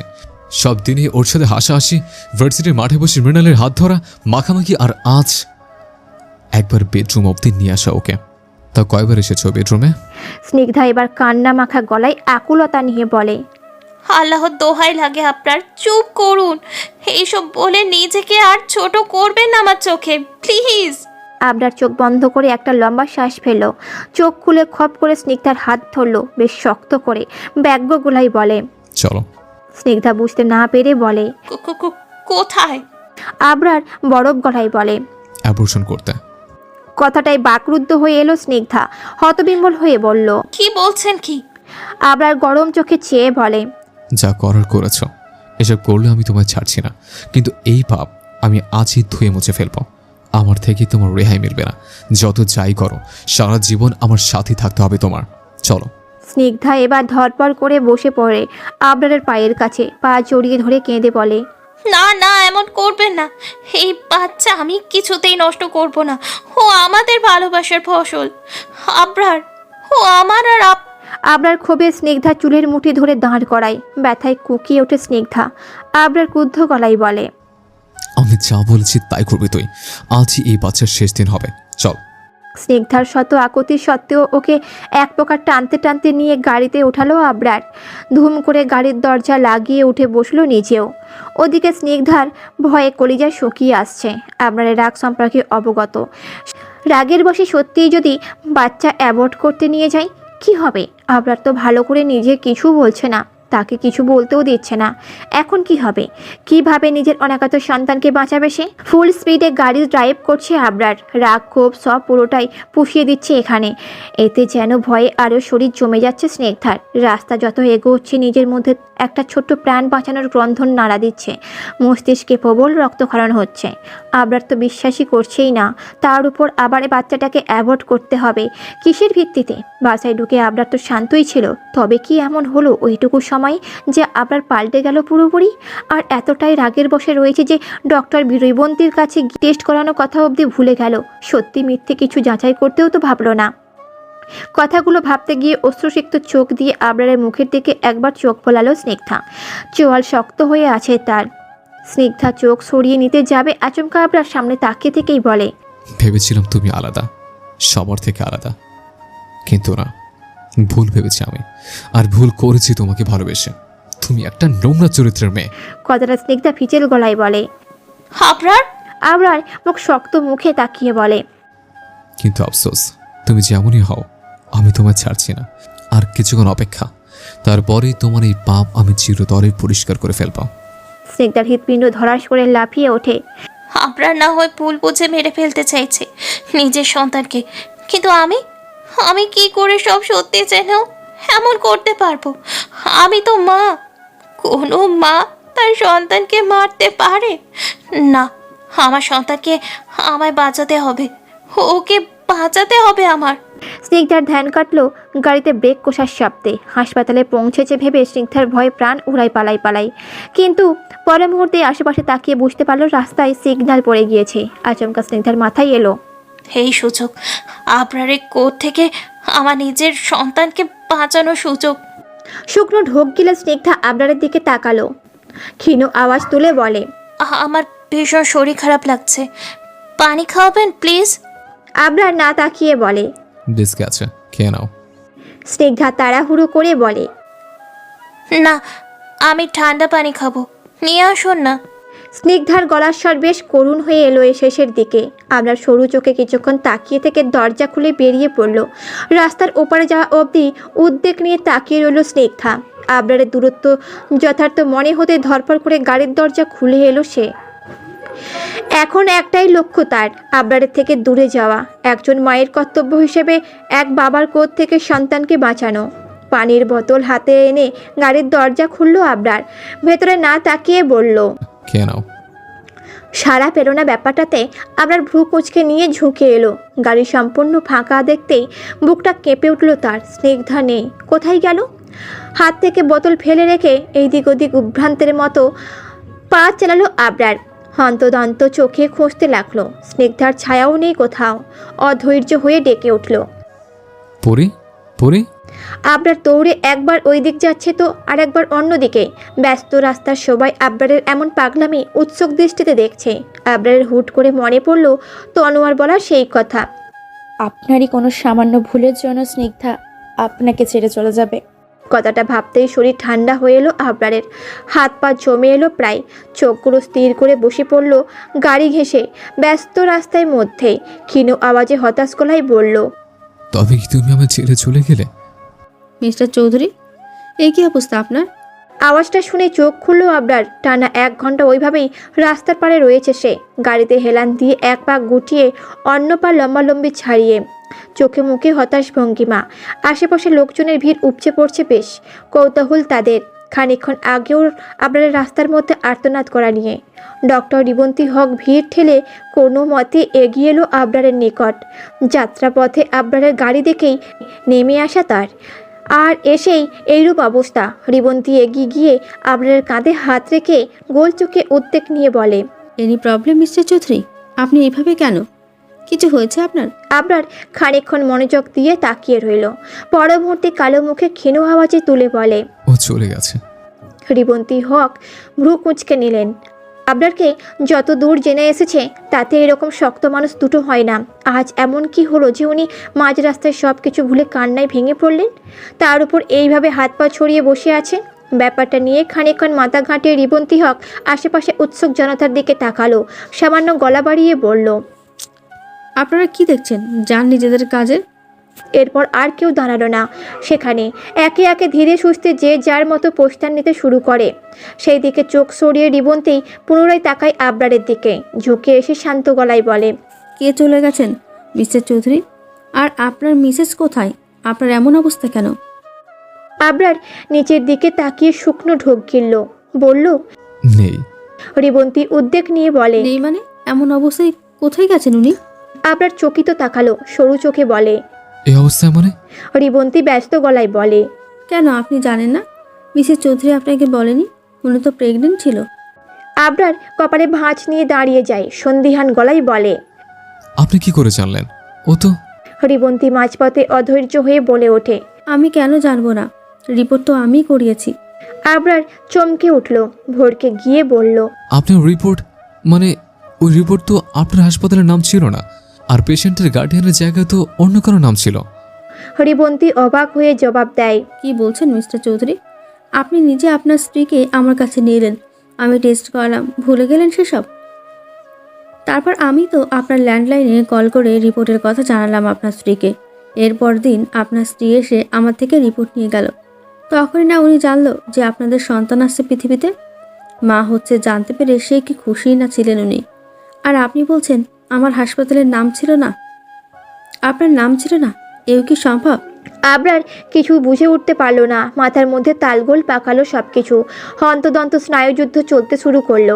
আচমকা মুখের রং পাল্টে এলো তার। নিজের সাথে বিড়বিড় করে বলল, ও গড, ওই রিপোর্ট তাহলে নকল ছিল। মৃণালের নাম ছিল যখন, তখন নিশ্চয়ই ওর কাছে হবে এটা। ওই দিন ওই বাড়িতে এলো, হতে পারে রিপোর্ট ওই রেখেছে। আর ওভাবে আমার চোখের সামনে রাখার মানে ছিল যাতে আমি রিপোর্ট পেয়ে স্নিগ্ধাকে ভুল বুঝে আমার লাইফ থেকে সরিয়ে দিই, আর সেই সুযোগে ও স্নিগ্ধাকে পেয়ে যাক। আর আমিও কোনো কিছু চিন্তা না করে ঝোঁকের মাথায় এত নোংরা কথা বলে দিলাম স্নিগ্ধাকে। অবিশ্বাস করলাম, ওকে ছোট করলাম। আর শেষ পর্যন্ত নিজের বাচ্চাকে অ্যাবর্ট করতে নিয়ে যাচ্ছিলাম। আমি তাহলে স্নিগ্ধাকে ভুল বুঝেছি। আমি মানুষ নই, আমার তো নিজেকে নিজের ঘৃণা লাগছে। কয়েক মুহূর্ত স্নিগ্ধার অশ্রুসিক্ত মুখটাই ভাসল আবরারের চোখের সামনে। আগের থেকেও বেশি অস্থিরতা, অনুশোচনা, ক্রন্দন চেপে ধরল তাকে। আবরারকে এমন নিশ্চুপ হয়ে যেতে দেখে রিবন্তী হক ব্যস্ত গলায় বলল, মিস্টার চৌধুরী কিছু ভাবছেন? আবরার ভাবনা রেখে রিবন্তীর দিকে তাকালো, কৃতজ্ঞতা সূচক ধ্বনি নিয়ে বলল, আপনাকে অনেক ধন্যবাদ ডক্টর, আমার অনেকবার উপকার করলেন আপনি। রিবন্তী না বুঝে বলে, আমি আপনাকে উপকার করলাম কিভাবে? আবরার ব্যস্ত হয়ে উত্তর দেয়, আমাকে যেতে হবে, আসে। রিবন্তী হকের উত্তরের অপেক্ষা না করে ধৈর্যহীন হয়ে গাড়িতে উঠে বসলো আবরার। রিবন্তী চোখে মুখে জেঁকে বসা প্রশ্নগুলোর জবাব না দিয়ে গাড়ি চালু করলো। এরপর ফুল স্পিডে এগিয়ে গেল তার গন্তব্যের উদ্দেশ্যে। বাড়ির প্রত্যেকটা কর্নার খুঁজে নিয়েছে আবরার, স্নিগ্ধা নেই। আজকের একটা দিনে তার সব কিছু কেমন ওলটপালট হয়ে এলো। অথচ কাল ও সব কিছু কত সুন্দর ছিল, সাজানো ছিল, সুখের ছিল তাদের সংসার। খানিকক্ষণ আগেই আবরার হিনালের দিকে জানতে পারলো মিনালের এখানে আসার কারণ। আর রিবন্তী হকের বলা কথার কিছু যথার্থ ব্যাখ্যা। স্নিগ্ধা একাই হাসপাতালে গিয়েছিল, রিবন্তী হকের হাসপাতালে। তার মানে রিবন্তী কথা পুরোপুরি সত্যি। আর বাকিটা স্নিগ্ধার অচেতন দেহ নিয়ে মিনালের এই বাড়িতে আসার গল্প, সেটাও সত্যগ্রম হয়েছে আবরারের। সব কিছু এখন স্বচ্ছ, জলের মতো স্বচ্ছ, পরিষ্কার। যেটুকু ঘোলাটে ছিল সবটুকু। কিন্তু দেরি হয়ে গেল ভীষণ। মেয়েটা নিশ্চয়ই নিজের অনাগত সন্তানকে বাঁচাতে সেই সন্তানের বাবার হাত থেকেই পালিয়েছে, কিংবা পালিয়েছে চরিত্রের লেগে যাওয়া মিথ্যে আর অর্থহীন দাগগুলো থেকে। তাই বলে আমি তোমাকে হারিয়ে যেতে দেব না পড়ে। আমি খুঁজবো তোমায়, সমগ্র পৃথিবী এক করে হলেও আমি তোমাকে খুঁজে বের করবই। আমার করা ভুলের জন্য তোমাকে হারিয়ে যেতে আমি দেব না, তোমাকে ফিরিয়ে আনবো। তারপর যা শাস্তি আমাকে দেওয়ার তুমি দিও, আমি মাথা পেতে নেব। দরজায় এত জোরে করাঘাত শুনে কাজ ফেলে দৌড়ে এসে দরজা খুলল মীরা। ও পাশে আবরারকে দাঁড়িয়ে থাকতে দেখে মুখে হাসি পড়ল তাৎক্ষণিক। সুতির কাপড়টা মাথায় টানতে টানতে বলল, আরে আপনি সাহেব, আসো না ভেতরে। আবরার তাড়াহুড়ো করে ভেতরে এলো। আবরারদের জমিদার বাড়িতে থাকছে স্নিগ্ধার পুরো পরিবার। আবরারের উপস্থিত টের পেয়ে ভাত রেখে উঠে এলো মজিদ। খুশিতে প্রজ্বলিত মুখ নিয়ে বলল, সাহেব এসেছেন যে, আসুন আসুন, বসুন না। আবরারের ভেতরটা চিন্তায় ফেটে যাচ্ছে। কোত্থেকে কি বলা শুরু করবে কিছুই মাথায় ঢুকছে না। ক্ষীণ আওয়াজে বলল, ননিত কোথায়? মজিদ হেসে বলল, ও একটু বাইরে গিয়েছে গাছে পানি দিতে, এসে যাবে, আপনি বসুন না। মজিদ পুনরায় চেয়ারটা এগিয়ে দিল আবরার দেখে। আবরার বসলো না, এদিক ওদিক চোখ বোলাতে শুরু করলো। মুখটা ভীষণ রকম কাঁপছে তার। স্নিগ্ধা এখানে এসেছে তো? স্ত্রীকতা কেমন আছে সাহেব? ও এলো না যে? কথাটায় আবরারের হৃৎপিণ্ড কেঁপে উঠল একেবারে। চমকে তাকালো, শুকিয়ে এলো গলা। তার মানে স্নিগ্ধা আসেনি এখানে। কোথায় গেল? মজিদ মিনা উত্তরের আশায় তাকিয়ে আছে আবরারের মুখের দিকে। আবরার হাত দিয়ে কপালের সূক্ষ্মদানা অনুরূপ ঘামের ফোঁটাগুলো মুছে ভাঙা গলায় বলে, ভালো আছে, অন্যদিন আসবে, আমি এখন আসি। কথাগুলো একদমে বলে উল্টে ঘুরে ধাঁটা ধরল আবরার। ভোরকে গিয়ে তাকিয়ে রইল স্নিগ্ধার বাবা মা। কিছুই বোধগম্য হয় না তাদের। একে অন্যের মুখ চাওয়াচাই করে। আবরার কোনো কিছুই তোয়াক্কা না করে সদর দরজা দিয়ে বেরিয়ে পড়ে দ্রুত পায়ে। স্নিগ্ধাকে খুঁজে বের করতে হবে তার। কোথায় গেল স্নিগ্ধা? রাস্তাঘাট তো ভালো করে চেনেও না মেয়েটা, কোনো বিপদ হলো না তো আবার? কথাগুলো ভাবতে ভাবতেই ঘাম ছুটে আসে আবরারের। চিন্তায় কপালের রগগুলো অনবন্দ ফেঁপে ওঠে। আজ রাগের মাথায় করা একটি ছোট্ট ভুলে তার সব কেড়ে নিল কি? একটি ভুল সারা জীবনের কান্নায় পরিণত হব না তো আবার? 7 মাস পর বিছানা থেকে ভারী শরীরটা নিয়ে কোনো মতে উঠে বসলো স্নিগ্ধা। হাতে পায়ে পানি জমে ফুলে ফেপে উঠেছে, কালি জমেছে চোখের নিচে। পেটটা বেশ বড় হয়েছে, হাঁটতে আজকাল অসুবিধা হয় ভারী। কোমরের কাছে ডান হাত ঠেকিয়ে শরীরের ভার রাখতেও কোনো রকম ধীর পায়ে হেঁটে দরজার কাছে এসে দাঁড়ালো সে। মুখটা বেশ শুকনো, পরনে একটা ঢিলেঢালা ম্যাক্সি। কাঠের দরজা খুঁটিটা আঁকড়ে ধরে আশেপাশে চোখ বোলালো স্নিগ্ধা। দূরত্বে থেকে কাছে আশেপাশে বহু গর্ভবতী নারীরা রয়েছে। মোট কথায় অসহায় গর্ভবতী মেয়েদের জন্য সাহায্যের সংস্থা একটি। স্নিগ্ধার মনে পড়ল আজ থেকে প্রায় 7 মাস আগের কথাগুলো। সেদিন আবরারের ক্রোধের হাত থেকে বাঁচতে প্রাণপণে ছুটেছিল সে। উদ্ভ্রান্তের মতো দৌড়াচ্ছিল, খেয়াল ছিল না কোনো দিকে। স্পিড নিয়ে ছুটতে থাকা গাড়িগুলোকেও তোয়াক্কা করেনি। দুর্বল শরীরে যখন আর সায় দেয়নি, তখন চোখের পাতায় নেমে এসেছিল ঘোর অন্ধকার। চারিপাশে ঝাপসা করে অচেতন হয়ে পড়েছিল ব্যস্ত রাস্তার মাঝখানে। আর যখন চোখ মেলল, তখন এখানেই আবিষ্কার করলো নিজেকে। এই 7 মাসে এমন কোনো মুহূর্ত ছিল না আবরারের কথা মনে পড়ে চোখের পানি থামেনি তার। বারবার মনে হচ্ছিল আবরারের কাছে ছুটে যেতে, ফিরে যেতে নিজের সংসারে, কিন্তু না, ভয় হতো ভীষণ। আবরার যদি না জেনে বুঝে নিজের সন্তানের কোনো ক্ষতি করে বসে।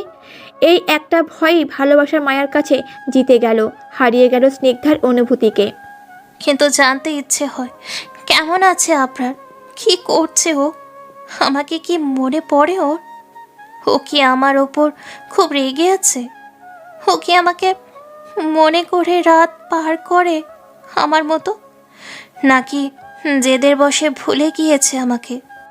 কাঁধে কারো ঠান্ডা হাতে স্পর্শ পেয়ে ধ্যান কেটে চমকে তাকালো স্নিগ্ধা।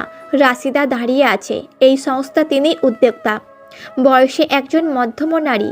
মুখে এক চিলতে হাসি টেনে চোখ মুছল স্নিগ্ধা, বলল, কিছু বলবেন খালামণি? রাশিদা মুচকি হেসে স্নিগ্ধার থুতনিতে হাত রেখে বলে, স্বামীর কথা মনে পড়েছে তাই না রে? স্নিগ্ধার মুখটা কালো হয়ে এলো, মাথা নিচু করে হ্যাঁ বোধক নাড়ল। রাশিদা একটা ভারী নিঃশ্বাস ফেলে বলে, কি আর করবি বল, এই পুরুষ নামক মানুষগুলো এক ধরনের যন্ত্র মানব হয়। ভালো বাঁচতে পারে যেমন, আবার দূরে সরিয়েও দিতে পারে। সব মেয়ের কপালে তো আর স্বামীর সুখ হয় না রে। দেখ গিয়ে, হয়তো এই কদিনে নিজের জীবন গুছিয়ে নিতে সময় লাগেনি, নতুন কাউকে জীবনে নিয়েও এসেছে হয়তো। কথাটায় বুক কেঁপে উঠল স্নিগ্ধার। গোল চোখে তাকালো। রাশিদা আফসোসের স্বরে বলে, আর কি করবি বল মা, স্বামীকে তো পেলি না, সন্তানকে মানুষের মতন মানুষ করবি এখন।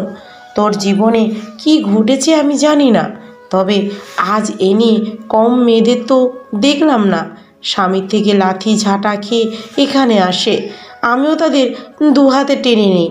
এরা সারাদিন মলিন মুখে ঘুরে বেড়ায়, অথচ তাদের অমানুষ স্বামীগুলো একবার খোঁজ নিতেও আসে না। কথাটার স্নিগ্ধা ব্যস্ত হয়ে বলে, না না, আমার স্বামী এরকম নয়। ও আমাকে বাড়ি থেকে বের করেও দেয়নি, আমি নিজেই।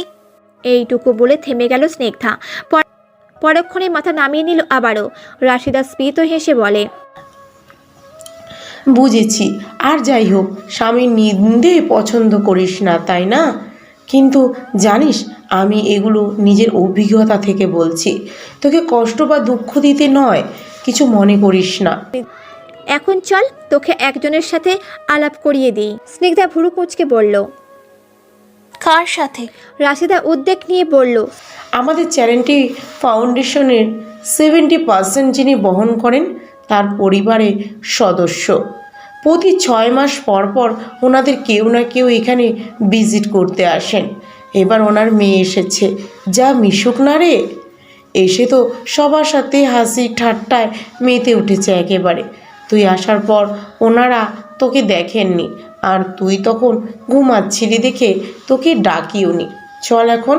স্নিগ্ধা এক পাশে ঘাড় কাত করে বলে, আচ্ছা চলো। স্নিগ্ধার এক হাত নিজের হাতের মুঠোতে নিয়ে এগিয়ে চলল রাশিদা। যারা এই সংস্থার সাথে যুক্ত তাদের সবার আলাপ আলোচনায় সারার একটি নির্ধারিত রুমের ব্যবস্থা আছে এখানে। ওপরে গোটা অক্ষরে অফিস রুম লেখা সেখানটাতে। দরজার সামনে এসে স্নিগ্ধাকে নিয়ে দাঁড়িয়ে পড়ল রাশিদা। ভেতরের দিকে তাকিয়ে গলা বাড়িয়ে বলল, আসবো ম্যাডাম? ভেতর থেকে আওয়াজ এলো, হ্যাঁ আসুন।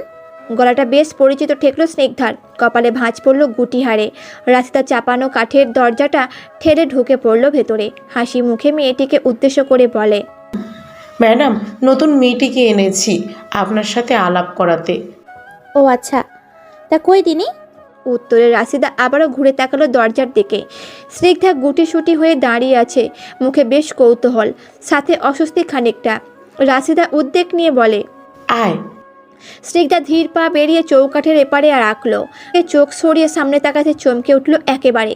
বিস্মিত হয়ে ক্ষীণ আওয়াজে বলে, মেঘ? নাম শুনেই ফাইল থেকে চোখ তুলে তাকালো মেঘ। চোখের সামনে স্নিগ্ধাকে দেখে ওর মুখটা হাঁ হয়ে আসে। বসা থেকে দাঁড়িয়ে পড়ে তাৎক্ষণিক। উদ্বিগ্ন পায়ে এগিয়ে এসে দাঁড়ালো স্নিগ্ধার সামনে। অধৈর্য গলায় বলে, স্নিগ্ধা তুই এখানে? এ কি, এই অবস্থা তোর? স্নিগ্ধাকে আহত চোখে আপাতমস্তক এক নজর দেখে নিল মেঘ। চোখে পানি টলমল করছে স্নিগ্ধা মেঘ দুজনেরই। বন্ধুত্বের সম্পর্ক মাত্র কটা দিন হলেও এর গভীরতা তো অনেক ছিল। মেঘ উত্তেজনায় জড়িয়ে ধরল স্নিগ্ধাকে। স্নিগ্ধাও হাত উঠিয়ে মেঘের পিঠে ঠেকালো। দুজনের ব্যাপারটাতে কিছুই বুঝে উঠতে পারল না রাশিদা। একবার স্নিগ্ধাকে দেখছে, অন্যবার মেঘকে। স্নিগ্ধাকে জড়িয়ে রেখে মেঘ ধরে আসা গলায় বলে, কোথায় চলে গিয়েছিলি তুই? কত খুঁজেছি তোকে, জানিস? স্নিগ্ধার উত্তর না দিয়ে চুপ করে থাকে। অশ্রুগুলোতে থামে না তার। রাশিদা এতক্ষণে কৌতূহল চেপে রাখতে না পেরে বলল, আপনারা কি একে অন্যকে চেনেন? উত্তরে মেঘ স্নিগ্ধা দুজনেই সরে আসে। মেঘ চোখ মুখ মুছে তাকায় রাশিদার দিকে, মৃদু হেসে বলে, হ্যাঁ, ও আমার বেস্ট ফ্রেন্ড। না, তার থেকেও বেশি। এইটুকু বলে স্নিগ্ধার দিকে তাকাই মেঘ। ব্যস্ত গলায় রাগ নিয়ে বলে, তুই কোথায় চলে গেছিলিস স্নিগ্ধা? তুই জানিস ভাইয়ার কি অবস্থা হয়েছে তোকে না পেয়ে? কতটা স্নিগ্ধা অবাক লাগলো। মৃণাল তো মারা গিয়েছে, তাহলে কার কথা বলল মেঘ? উত্তরে ভ্রু কুঁচকে বলল, কোন ভাইয়া? মেঘ সহজ গলায় বলে। আবরার ভাইয়া? স্নিগ্ধা পুনরায় অবাক হয়। আবরার ভাইয়া? এতটার কাছে সম্পর্ক কবে হলো ওদের? কিছু বলার আগেই ওপাশ থেকে মেঘ উদ্বেগ নিয়ে বলে, তুই যাবার পর অনেক কিছু ঘটে গিয়েছে স্নিগ্ধা। আবরার ভাইয়ের অবস্থা ভীষণ করুণ, ভালো নেই উনি। স্নিগ্ধার বুকে কাঁপুনি ধরে এলো, তবুও চোখ সরু করে বলল, এসব তোকে কে বললো? মেঘ মুখটা কালো করে নিল, ঢোক গিলে বলল, আমি জানি। আমি আর মৃণাল ভাইয়া আবরার ভাইয়ের সাথে ছিলাম এতদিন। স্নিগ্ধা ঝটকা খেলো পুরোপুরি। মুখ চোখে অবাক হওয়ার রেস এবার ফুটে উঠল রাতারাতি। গোল চোখ করে বলল, মৃণাল? উনি না মারা গিয়েছেন? 7 মাস আগে। আবরার ভাইয়া যখন সব জায়গায় তোকে পাগলের মতো খুঁজেছিল, তার নিজের বাড়ি থেকে শুরু করে তোদের গ্রাম কিছুই বাদ দেয়নি সে। কিন্তু কোথায় তুই তোকে খুঁজে না পেয়ে উন্মাদের মতো হয়ে গিয়েছিল জানিস। সব আশা ভরসা ছেড়ে দিয়ে হতাশায় ভুগছিল খুব। আর বাকি যেটুকু ছিল তা হলো মৃণাল ভাইয়াকে হত্যার অনুশোচনা। মৃণাল ভাইয়াকে মারার অপরাধ বোধে আবরার ভাইয়া নিজেই গিয়ে আত্মসমর্পণ করে আসে থানায়, কারাবন্দি করে নিজেকে। তুই এখানে 4 দেওয়ালের মধ্যে ছিলিস তো, তাই জানিস না। আবরার ভাইয়া হাজতবাস করছে সেই খবরে 15 দিনের মধ্যেই পুরো মিডিয়া ছড়িয়ে গিয়েছিল, টেলিভিশন, নিউজ পেপার, সব জায়গাতে। আর ভাগ্যক্রমে আমার কাছেও পৌঁছায়। তখন জানতে পারলাম মৃণাল ভাইয়াকে হত্যার দায়ে উনি সাজা ভুগতে চাইছে। গোটা আকাশটা ভেঙে পড়লো আমার মাথায়, কারণ মৃণাল ভাইয়া বেঁচে আছে, মারা যাননি। হ্যাঁ, এটা ঠিক যে আবরার ভাইয়া আর তোর মাঝখানেও এসে পড়েছে। সব জেনে শুনে সরিয়ে নিইনি নিজেকে, আর সেই ক্রমেই বশবর্তী হয়ে আবরার ভাইয়া ওকে আঘাত করে। তাতেও গুরুতর আহত হয়, অচেতন হয়ে পড়ে পুরোপুরি। আর আবরার ভাইয়া ভয় পেয়ে যায় এতে। নিঃশ্বাস পড়ছে না দেখে ভেবে নেয় হয়তো ভাইয়া আর নেই, কিন্তু ভাগ্যবশত ভাইয়া বেঁচে যায় ওই দিন। কেউ একজন সেদিন ওকে ওইভাবে রক্তাক্ত অবস্থায় পড়ে থাকতে দেখে হাসপাতাল অবধি নিয়ে যায়। আর আমি যখন জানতে পারলাম আবরার ভাইয়া অপরাধ বোধে দায়া শাস্তি পেতে চাইছে, তখন তোর কথা চিন্তা করে আমি আর দমিয়ে রাখতে পারিনি নিজেকে। কারণ একদিন তুই বলেছিলি আমাকে, সম্পর্কের কাছে আমাদের বন্ধুত্ব কখনোই হার মানবে না, সব সময় কিছু ঊর্ধ্বে থাকবে সে। আর সেটাই তখন মাথায় ঘুরপাক খাচ্ছিল আমার। তাই দেরি না করে ভাইয়াকে জানাই, আর ভাইয়াকে খুব করে বোঝাই। ও তোদের মাঝে স্রেফ তৃতীয় ব্যক্তি। হয়তো ভাইয়া বুঝে নিয়েছিল সেদিন। আসলে ও যেমনই হোক অতটাও খারাপ নয় যে কাউকে বিনা দোষে জেলের ঘানি টানবে। তাই ও নিজেই আমাকে নিয়ে থানায় গিয়েছিল ওই মুহূর্তে। আমি আর ভাইয়া আবরার ভাইয়াকে ছাড়িয়ে আনি, কিন্তু আবরার ভাইয়া এতেও রাখছিল ওর উপর যে থানায় বসে মৃণাল ভাইয়ার গায়ে হাত তোলে, কারণ উনি ভাইয়ার জন্যই তোকে হারিয়ে ফেলেছে। অবাক করার বিষয় হলো কি জানিস, ভাইয়া সেদিন একটুও রেখে যায়নি আর না দেখিয়েছে কোনো প্রতিক্রিয়া, উল্টে নিজেই ক্ষমা চায় আবরার ভাইয়ের কাছে। তোদের সংসার ভাঙার জন্য নিজের শব্দ স্বীকার করেছিল মাথা পেতে। এরপর আর আবরার ভাইয়া রাগ পুষে রাখেনি মনে। জানিস, আমরা দুই ভাই বোন সাক্ষী আছি আবরার ভাইয়া এই 7 মাসে কি যন্ত্রণার দিন পার করেছে, কতবার আর্তনাদ করেছে তোর কথা মনে করে। আবরার ভাইয়ের কষ্টগুলো যখন ভাইয়ার কাছ থেকে দেখতো তখন ওর আরও বেশি অনুশোচনা হতো, ও নিজেও ভুগত অপরাধ বোধে। আবরার ভাইয়াকে সাহারা দিতে আমরা দুজনেই ওনার সাথে দিনে 1 ঘন্টা হলেও সময় কাটাতাম। মায়ের 1 বছর আগে ক্যান্সার ধরা পড়ে, তাই ট্রিটমেন্টের জন্য বাবা মাকে নিয়ে বিদেশে পাড়ি দেয়। মায়ের সুস্থতা কামনাতেই এই গর্ভবতী মেয়েদের সাহায্য স্নগ্ধা আমাদের। মা চলে যাবার পর আমরা দুই ভাই বোন একা এই দেশে। তাই একাকিত্ব এর সঙ্গে থাকা আবরার ভাইয়াকে সময় দিতে ওনার বাসায় থাকি দুই বোন। উনিই বলেছিলেন আমাদের ওনার সাথে থাকতে, আর সবসময় আমাদের সামনে ভাইয়া হাসার চেষ্টা করে, কিন্তু পরে ওঠে না। ওনার বুকের মধ্যে লুকানো আর্তনাদগুলো যেন বাইরে উগড়ে আসে। আমি জানি তুই তোর সন্তানকে বাঁচাতেই পালিয়েছিলি সেদিন। হয়তো রাগের মাথায় ভাইয়া নিজ সন্তানকে অ্যাবর্ট করে দিত, কিন্তু এখানে ওনার কোনো দোষ ছিল না। এদিকে ভাইয়াকে মেরে ফেলার ভয়, তোকে জানানোর অস্থিরতা, তারপরও যখন প্রেগনেন্সির রিপোর্ট গার্ডিয়ানের জায়গায় মৃণাল ভাইয়ার নাম দেখলো তখন আগুনে ঘি ঢালার মতো অবস্থা হয়। আর সেজন্যই ভালো মন্দ কিছু না ভেবেই ভাইয়া তোর সাথে খারাপ বিহেভ করে। কিন্তু বিশ্বাস কর ভাইয়া এতে কোনো দোষ নেই। তুই আর রাগ পুষে রাখিস না স্নিগ্ধা, ফিরে চল তুই। মেঘ আকুতি থামাতে স্নিগ্ধা নিজেকে সামলে নেয়। এতক্ষণে বিস্ময়ের ভারী হওয়া চোখ নিয়ে মেঘের মুখের দিকে তাকিয়েছিল সে।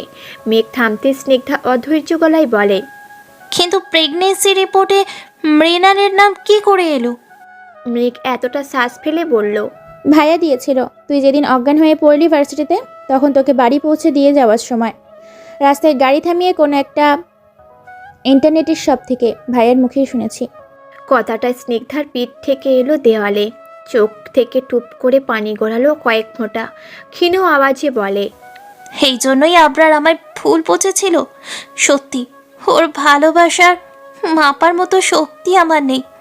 ভুল বুঝে হোক আর যাই হোক, যখন জানলো বাচ্চা ওর নয়, তখনও ও আমায় নিজের কাছ থেকে সরাতে চায়নি। হ্যাঁ, বাচ্চা অ্যাবর্ট করতে চেয়েছিল, কিন্তু আমাকে তো নিজের কাছেই রেখে দিতে চেয়েছিল। আর আমি ওকে বুঝতে না পেরে দূরে সরে এলাম। 7টা মাস ভয় পেয়ে ওর থেকে দূরে সরেছিলাম। কত কষ্টই না দিলাম ওকে। কথাগুলো বলে কান্নায় ভেঙে পড়ল স্নিগ্ধা। রাশিদা এতক্ষণে এগিয়ে গিয়ে স্নিগ্ধার কাঁধে হাত রাখলো, নরম গলায় বলল, কাঁদিস না মা, যা আবার হয়েছে। যে মানুষ তোকে এত ভালোবাসে তাকে ছেড়ে আর 1 মুহূর্ত থাকিস না। এটা যে ভীষণ রকম অপরাধ হবে। তুই এক্ষুনি যা ওনার কাছে। কথাটাই স্নিগ্ধা কান্না থামিয়ে চুপ করে যায় খানিকক্ষণ। পরক্ষণে চোখ মুছে উদ্বেগ নিয়ে বলে, আমি এক্ষুনি বাড়ি যাব মেয়ে, প্লিজ আমাকে নিয়ে চল। দরজার কলিং বেলের শব্দ পেয়ে আঙুলের ভাঁজে থাকা সিগারেটের পোড়া অংশ স্ট্রেতে ফেলল আবরার। খোঁচা খোঁচা দাড়িগুলো ঝুলে পড়েছে এখন। বাদামি বর্ণের চোখগুলো নিচে লেপ্টে আছে কালো রং, শুকিয়ে গিয়েছে বেশ খানিকটা। একটা ভারী নিঃশ্বাস ফেলে দরজা খুলতে এগিয়ে এলো আবরার। বাম হাত দিয়ে ডান হাতের শার্টের হাতা গুটিয়ে নিয়ে দরজার দিকে লক টেনে খুলল আবরার। মেয়েকের মুখে এক চিলতে হাসি টেনে দাঁড়িয়ে আছে ওপাশে। আবরারকে দেখে উত্তেজনা নিয়ে বলল, আবরার ভাইয়া কেমন আছেন? কতটাই আবরার সরু চোখ করে বলল। কত বছর পর দেখা হলো। মেঘ মুচকি হেসে বলল, তা মার সাথে তো হবে, 7 মাস ধরেই তো দেখছেন না, তাই না? কথার মানে বুঝতে পেরে আবরারের মুখটা কালো হয়ে এলো তৎক্ষণিক। নিচের দিকে তাকিয়ে ক্ষীণের আওয়াজে বলল, 7 মাস? মনে তো হচ্ছে 7 শতাব্দী। কথাটা বলে সামনে মেঘের দিকে চোখ তুলে তাকালো আবরার। মুহূর্তে চেহারা ফ্যাকাশে রং পাল্টে এলো তার। কয়েক মুহূর্তের জন্য একেবারে স্থির হয়ে এলো চোখ দুটো। স্নিগ্ধা দাঁড়িয়ে আছে আর তার পাশেই হাসি মুখে মেঘ। স্নিগ্ধাকে দেখে মস্তিষ্ক কিছু সময়ের জন্য বিকল লাগলো আবরারের। স্নায়ুতন্ত্রগুলো নাড়া দিতে ভুলে গেল। অন্যদিকে আবরারের দিকে চোখে ভর্তি জল নিয়ে একইভাবে তাকিয়ে আছে স্নিগ। দুই চোখের তৃষ্ণা মিটিয়ে নিচ্ছে এতদিনে। দুজনের কারো মুখে কথা নেই কোনো, শুধু চোখগুলো জমে আছে একে অন্যের মুখের ওপর। আবরার কোনো রকম মৃদু আওয়াজে বলল। বলা শেষ না হতেই আবরারের বুকে ঝাঁপিয়ে পড়ল স্নিগ্ধা। হু হু করে কেঁদে উঠল আবরার। আবরারও আর দেরি করল না স্নিগ্ধাকে আষ্টে পিষ্টে জড়িয়ে ধরতে। আবরার বরাবরের থেকেও শক্ত করে ধরে নিল। ভাঙা গলায় অস্থিরতা নিয়ে বলল, কোথায় চলে গেছিলে তুমি? একটা ভুলের জন্য এত বড় শাস্তি দিলে আমায়, মারতে কাটতে যা খুশি করতে, কিন্তু দূর সরে কেন গেলে পরি? আবরারের কথার প্রেক্ষিতে স্নিগ্ধা হাওমাও কান্নার আওয়াজেই উপহার দিল শুধু। আবরার স্নিগ্ধাকে বুক থেকে সরিয়ে ওর মুখটা দুই হাতে তুলে নিল। উদ্বেগপূর্ণ গলায় বলল, আমাকে আর কখনো ছেড়ে যাবে না তো? বলো না, যাবে না তো আমাকে ছেড়ে? প্রতি উত্তরে স্নিগ্ধা অশ্রুসিক্ত মুখ নিয়ে দুই দিকে মাথা নাড়ালো শুধু। ফুঁপিয়ে কাঁদছে দেখে কথাও বের হচ্ছে না গলা দিয়ে। মেঘের চোখেও ভিড় করেছে অশ্রুদানা। এত ভালোবাসার সম্পর্কে যে কারো চোখের জল আসবে যে। বৃদ্ধাঙ্গুলে ডগা দিয়ে চোখের জলটা মুছে নিল সে।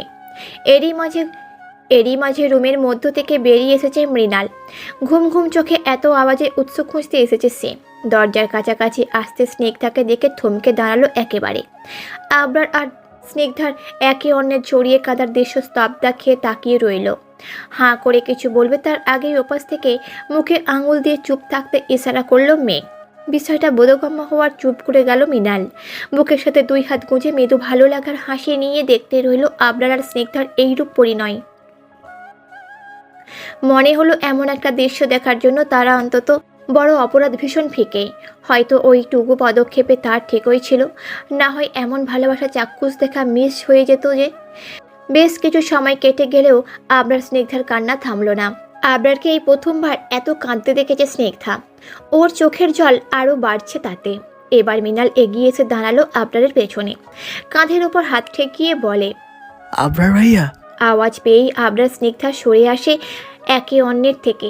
মৃণাল স্নিগ্ধার দিকে তাকিয়ে অনুশোচনায় স্বরে বলে, স্নিগ্ধা, আমি জানি আমি অনেক অন্যায় করেছি তোমার সাথে। আবরার মাঝপথে কথা কেড়ে নিয়ে বলে, এই কথাগুলো এখন থাক না মৃণাল। ক্ষমতা তুমি চেয়েছোই অনেকবার, আর সব থেকে বড় কথা যে নিজের ভুল বুঝতে পারে তার আর কোনো ভুল থাকে না। মৃণাল মৃদু হেসে বলে, না ভাইয়া, আমি আপনার কাছে ক্ষমা চাইলেও স্নিগ্ধার কাছে অপরাধী। ওর কাছে ক্ষমা চাওয়া এখনো বাকি আমার। স্নিগ্ধা এবার উদ্বেগহীন গলায় বলে, আমার আর আবরারের কথা সম্পূর্ণ এক মৃণাল। আবরারের আপনার প্রতি অভিযোগ নেই, মানে আমারও নেই। আর ওই যে ও বলল যে নিজের ভুল বুঝতে পারে তার আর ভুল থাকে না। মৃণাল হেসে মাথা দোলালো। আবরার হাতের বাঁধনটা আরো শক্ত করলো। তার পেটে চোখ বুলিয়ে বলল, বাচ্চা মেয়েটা মা হবে নাকি? আমার ছোট্ট উপরে আসতে আর দেরি নেই দেখছে। কথাটার স্নিগ্ধা লাজুক হাসলো। মেঘ এগিয়ে এসে আনন্দ ধ্বনি নিয়ে বলল, সব কিছু ঠিক হলো তাহলে। যাক বাবা, আবরার ভাইয়ার এমন দুঃখী মুখ আর দেখতে হবে না আমাদের। এমন হ্যান্ডসাম একটা ছেলের মরা মরা মুখ মানায় বলতো স্নিগ্ধা? কথাটাই হেসে ওঠে সকলে। সময়টা কম মনে হলেও দুজনের ভালোবাসায় মানুষের শত দিনের অপেক্ষায় ফল আজ আবারও পূর্ণ হলো যেন। করিডোরে জুড়ে পায়চারি করছে আবরার, বিচলিত ভাব চোখে মুখে, অস্থিরতা সমস্ত শরীর জুড়ে। একবার ওই দিক যাচ্ছে তো অন্যবার আরেক দিক। মেঘ মৃণাল দুজনেই চিন্তিত মুখে দাঁড়িয়ে আছে বাইরে। তার পাশে বসে আছে স্নিগ্ধার বাবা মা আর নিতু।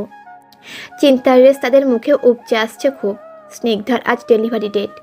সকালে পানি ভাঙার পর হাসপাতালে শরণাপন্ন পুরো পরিবার। 1.5 ঘন্টার পর ওটি থেকে বেরিয়ে এলো রিবন্তী হক। পেছনে আরও দুজন, একজন তার সহযোগী ডাক্তার, অন্যজন নার্স। দুজন একদিকে হেঁটে গেলেও রিবন্তী এগিয়ে এলো ওদের দিকে। মুখের হাসির রেশ তার। রিবন্তীকে দেখেই উঠে পড়ল স্নিগ্ধার পরিবার। মৃণাল মেঘ উৎসুক হয়ে এলো স্নিগ্ধার খবর জানতে। অন্যদিকে আবরার দ্রুত পায়ে এগিয়ে এসে উদ্বিগ্ন হয়ে বলে। ডক্টর, ও আমার স্ত্রী। হরিবন্তী হক মুখ থেকে মাস্ক খুলে মুচকি হাসলো, বলল, রিল্যাক্স মিস্টার চৌধুরী, আপনার স্ত্রী পুরোপুরি সুস্থ আছেন আর আপনার মেয়ে হয়েছে, সেজন্য অভিনন্দন। কথাটা সবার মুখ চকচক করে ওঠে। আবরারের মুখমণ্ডলে খেলে যায় হরেক রকমের রঙিন প্রজাপতি। প্রজ্বলিত ধ্বনি নিয়ে বলে ওঠে, সত্যি বলছেন আমার মেয়ে হয়েছে? জি আমি একবার আমার স্ত্রী সন্তানকে দেখতে পারি? নিশ্চয়ই, একটু অপেক্ষা করুন, জ্ঞান ফিরলেই দেখতে পারবেন। সবার মতামত অনুযায়ী আবরার আগে প্রবেশ করলো কেবিনে। ধীর হাতে দরজাটা আটকে দিয়ে এগিয়ে গেল বিছানার কাছে। মাথা এলে বিছানার সাথে আধশোয়া হয়ে আছে স্নিগ্ধা। আবরারের পায়ের আওয়াজ পেতেই চোখ মেলে তাকালো। আবরারকে দেখেই মুখে মিষ্টি হাসি উপহার দিল স্নিগ্ধা। আবরার বিছানার ওপর বসে মৃদু আওয়াজে বলল, কেমন আছে এখন? স্নিগ্ধা মাথা কাত করে বোঝালো, ভালো। এরপর স্নিগ্ধা হাতের বাম দিকে তাকায়। একটু দূরে দোলনায় দুলছে তাদের মেয়ে। স্নিগ্ধা চোখের ইশারা করে বলে, তোমার ছোট্ট পরি। আবরার সেদিকে তাকায়। ঠোঁট টেনে হেসে এগিয়ে গিয়ে ঘুমে জুবুথুবু থাকা ছোট্ট বাবুটাকে হাতে তুলে নেয়। খানিকক্ষণ মুগ্ধ চোখে তাকিয়ে থেকে স্নিগ্ধার দিকে এগিয়ে আসে, আবারও উত্তেজনা নিয়ে বলে ওঠে, একেবারে আমার মতো দেখতে হয়েছে। কথাটা স্নিগ্ধা মুচকি হেসে চোখের পাতা এক করে সাই জানালো। আবরার তার মেয়ের দিকে চোখ বুলিয়ে বলে, ওর নাম কি রাখবো? আমি ওর নাম ঠিক করে রেখেছিলাম, আপনার আর আমার নামের সাথে মিলিয়ে আরশি। আবরার গোল চোখ করে বলে, বাহ, সুন্দর নাম তো। আর ডাক নাম আরু, ওকে? আচ্ছা। আবরার ঠোঁট এলিয়ে হেসে কিছুক্ষণ স্নিগ্ধার দিকে তাকিয়ে থাকে। আরুকে কোলে নিয়ে ঝুঁকে যায় ওর দিকে। ঠোঁট এগিয়ে কপালে চুমু আঁকে স্নিগ্ধার। স্নিগ্ধাও গভীরভাবে গ্রহণ করে আবরারের ভালোবাসার স্পর্শ। আবরার বাচ্চাকে তুলে দেয় স্নিগ্ধার কোলে। আনন্দ ধ্বনি নিয়ে বলে, আজ থেকে আমার সংসার কানায় কানায় ভরে উঠল। এটুকু বলেই গলার স্বর শীতল করে নিল আবরার। বিয়ের দিনে বলেছিলাম না, তুমি চাইলেও তুমি আমার, না চাইলেও আমার, সম্ভবেও আমার আর অসম্ভবেও আমার। স্নিগ্ধা ভ্রু নাচিয়ে হেসে বলে, এত ভালোবাসলে তার না হয় উপায় আছে? আবরার স্নিগ্ধার দিকে শান্ত চোখে তাকিয়ে বলল, সারা জীবন এইভাবেই ভালোবাসবে তোমায়, দেখো। স্নিগ্ধা আরুকে কোলে নিয়ে একটু এগিয়ে এলো আবরারের দিকে। মাথাটা এলিয়ে দিল আবরারের বুকের বাম পাশে। বলল, আমিও থাকবো সারা জীবন আপনার হয়ে। আবরার দুই হাত বৃতস্তত করে একসাথে স্নিগ্ধার ছোট্ট আরুকে জড়িয়ে ধরে। একটা পূর্ণ পরিবারের প্রশান্তিতে হয়তোবা চার দেওয়ালের প্রত্যেকটা বালুকণা আনন্দে মেতে ওঠে তখন।